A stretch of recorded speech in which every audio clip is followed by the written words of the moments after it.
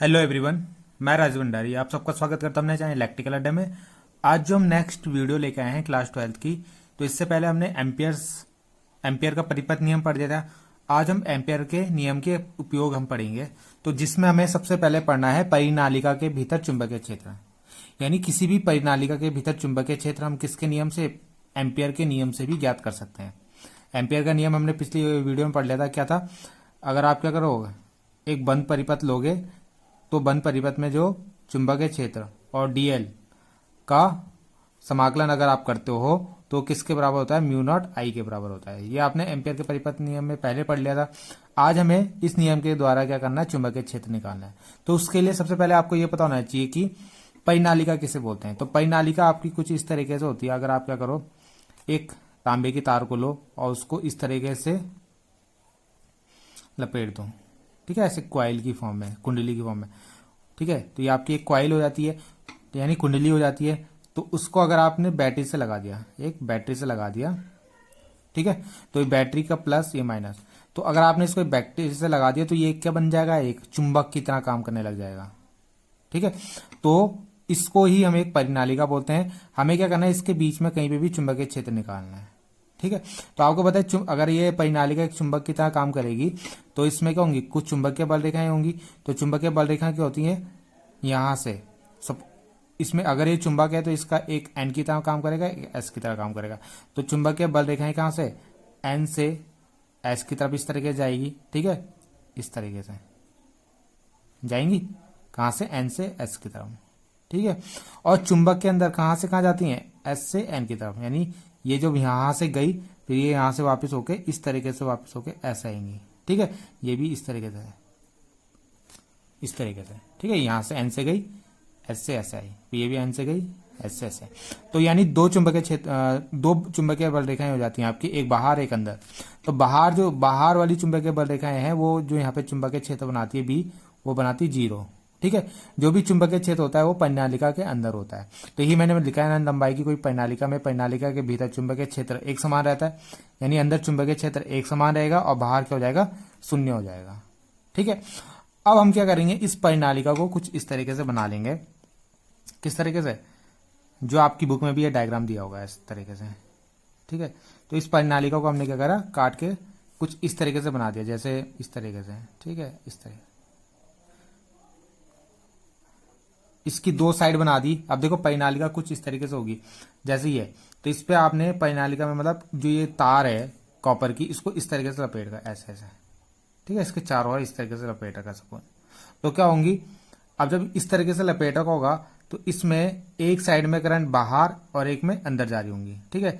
जैसे ये है तो इसमें करंट, देखो यहाँ पे करंट ऐसा आएगा ना, ये तार, तो तार में अंदर की तरफ करंट जाएगा, और फिर जब तार यहां से आएगी तो करंट बाहर की तरफ ऐसा आएगा, ठीक है। तो इसमें हम क्या करते हैं? इसी तरीके से लिखते हैं। तो यहाँ पे क्या करेंगे हम? यहाँ बना लेते हैं ऊपर क्रॉस, ठीक है। क्या बनाते हैं? क्रॉस बना देते हैं, और नीचे बना देते हैं हम डॉट, ठीक है। क्रॉस का मतलब है करंट अंदर की तरफ, और डॉट का मतलब है करंट बाहर की तरफ, ठीक है। यानी जैसे कॉइल आपने सपोज ऐसे लपेटी ऐसे, तो यहां से देखो करंट अंदर जाएगा और यहां से करंट बाहर आएगा। तो वही यहाँ पे दिखाया है, ये डॉट आपको बाहर की तरफ, यहाँ से अंदर की तरफ दिखा रहा है, ठीक है। तो ये आपका क्या हो गया? एक डायग्राम। अब आपको पता है चुंबकीय क्षेत्र इसमें कुछ इस तरीके जा रहा है, तो इस तरीके से बना लो इसमें चुंबकीय क्षेत्र।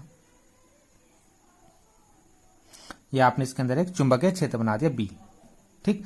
अब हमें क्या करना है? यहां पे आपको पता है एम्पियर के नियम में हम क्या यूज करते हैं? एम्पियर लूप यूज करते हैं, ठीक है, एम्पियर का लूप, ठीक। तो एम्पियर परिपथ हमें बनाना है, लूप मतलब परिपथ बनाना है। तो इसमें हम एक ले लेते हैं ए बी सी डी। तो अगर आप एम्पियर लूप कैसे बनता है, उसके लिए हमें क्या करना होता है? चुंबकीय क्षेत्र को और करंट को क्या करना पड़ता है?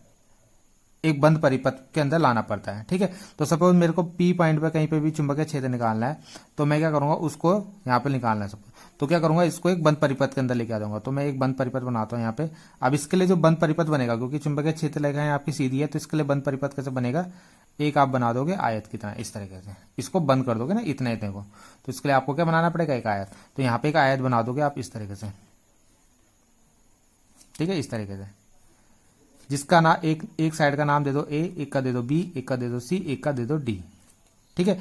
और इसकी लंबाई जो है यहाँ पे एल ले लो। कितनी ले लो? एल। कहां से कहां तक? ए से बी तक, तो ये सब मैंने यहाँ पे लिखा है। यहाँ पे आपने क्या करा, जो चुंबकीय बल रेखा है इसको भी क्लोज कर दिया और ये जो करंट है इसको भी बंद कर दिया। ठीक है, तो ये आपका एक एम्पियर लूप बन गया इस तरीके से। तो इससे इसके बाद जितनी भी डेरिवेशन होगी उसमें आपको ऐसे बनाना पड़ेगा एम्पियर लूप।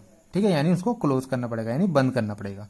तो यहाँ पे मैंने वही लिखा है, परिनालिका के भीतर चुंबकीय क्षेत्र का मान ज्ञात करने के लिए आयताकार एक लूप हम ABCD ले लेते हैं, जिसमें AB की लंबाई L है और चुंबकीय क्षेत्र के समांतर ही आपका क्या होगा, चुंबकीय क्षेत्र के समांतर ही आपका क्या होगा, चुंबकीय क्षेत्र के समांतर ही आपका क्या है, बल रेखाएं भी हैं। ठीक है, चुंबकीय क्षेत्र की दिशा में ही आपका ये लूप भी बन रहा है। ठीक है, जिस साइड लूप है उस साइड ऐसे बना दो इसे। ठीक है, इसका लूप की दिशा इस तरह। ठीक, और इसमें फेरों की संख्या, मगर अगर हम इसका छोटा सा हिस्सा लें, यहाँ पे तो बहुत सारे फेरे होंगे ना ऐसे ऐसे, तो छोटा सा हिस्सा लेंगे तो उसमें फेरे की संख्या ले ली हमने, यानी ये जो लूप है इसका इतना हिस्सा लेंगे तो इसमें मान लो लूपों की संख्या, वो फेरों की संख्या, फेरों की मतलब तार ऐसे लपेटे के ना हमने, तो उसमें N फेर हैं। ठीक है, तो इसकी लंबाई L ले ली, तो अगर आपके इसमें N है तो पूरी वाली लंबाई में कितने हो जाएंगे, NL हो जाएंगे। ठीक है, अगर इतने हिस्से में फेरों की संख्या N है तो पूरे अगर हम L लें तो उसमें कितने हो जाएंगे, NL। ठीक, अब हम इसकी उत्पत्ति करते हैं। तो यहाँ पे हम इसकी उत्पत्ति कैसे करेंगे, हम यहाँ पे लेंगे, हमने ABCD जो लूप लिया है उसको हम इस तरीके से लिख लेंगे। ठीक है, यहाँ पे उत्पत्ति हेडिंग डाल लेता हूँ मैं। ठीक है, तो इसको इस तरीके से लिख सकता हूँ मैं, ये आपका एक बंद परिपथ है ABCD, तो इसको ऐसे लिख देंगे B vector dot DL vector. ठीक है, तो अब आपको पता है यहाँ पे जो ये डायग्राम है AB BC CD और AD में डिवाइड है, तो इसको हम अलग अलग डिवाइड कर देंगे। ठीक है, पहले हम लेंगे AB वाला, तो इसको BDL लिख देंगे, फिर हम लेंगे पहले AB लेंगे फिर BC वाला। ठीक है, B vector dot DL vector, फिर हम लेंगे CD वाला CD, फिर हम लेंगे DA या AD लिख लेते हैं। ठीक है, DA वाला DL।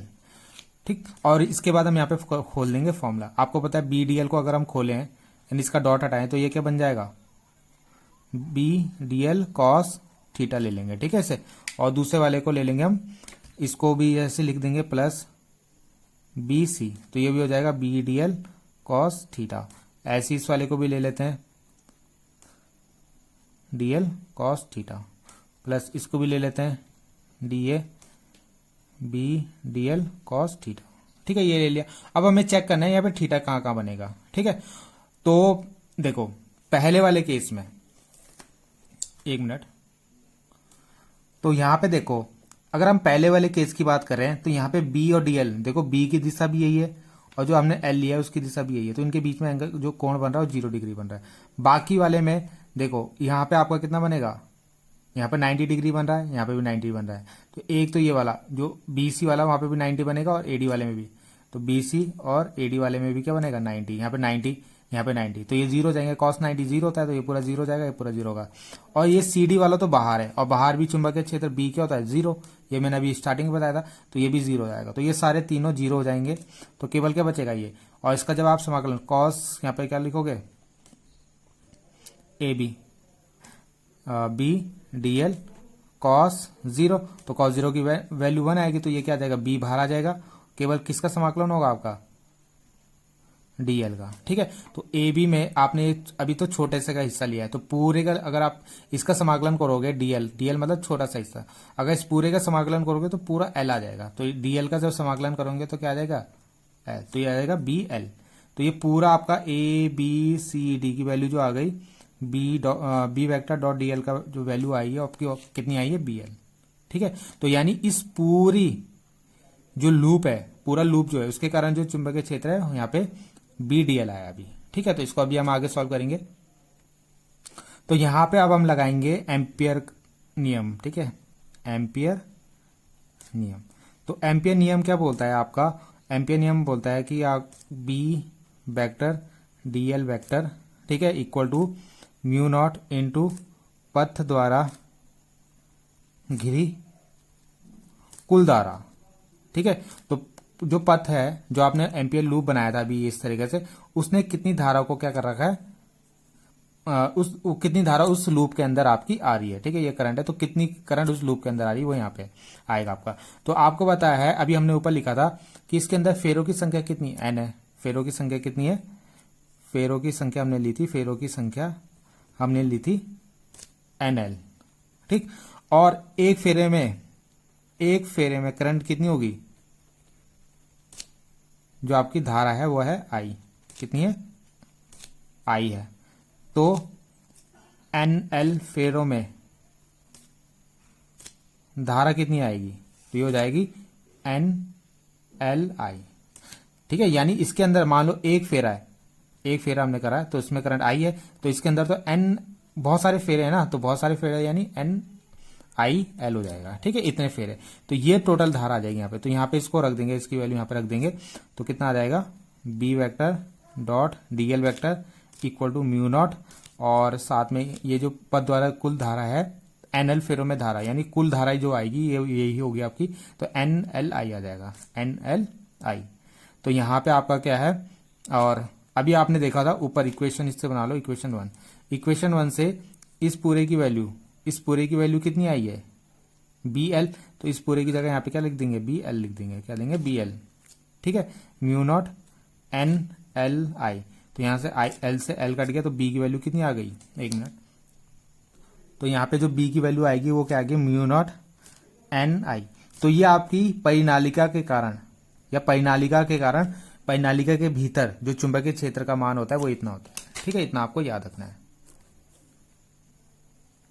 तो ये टोटल चुंबकीय क्षेत्र हो जाता है परिनालिका के, जो परिनालिका होती है उसके भीतर ये चुंबकीय क्षेत्र का मान इतना आता है, ठीक है। तो ये आपको समझ में आ गया होगा। पहले यहाँ पे हमने एम्पियर का परिपथ नियम लगाया था, यहाँ पे इस वैल्यू को हमने रख दिया, जो कुल आपका कुल चुंबकीय क्षेत्र आया आपका BL, ठीक है, वो हमने यहाँ रख दिया, और म्यू नॉट I क्या होता है, पद द्वारा कुल धारा, तो वो हमने निकाल ली, कितनी होगी, NLI हो जाएगी, ठीक है। अगर इसमें NL फेरे हैं तो उसमें एक फेरे में करंट अगर I है, तो NL फेरों में कितना हो जाएगा, NLI। तो यहाँ से फिर हमने L से L काट दिया, वो आपका ये बन गया। तो इतना था इसमें। आई होप आपको ये समझ में आया होगा। डेरिवेशन में कुछ भी दिक्कत हो प्लीज कमेंट कीजिएगा। Thank you.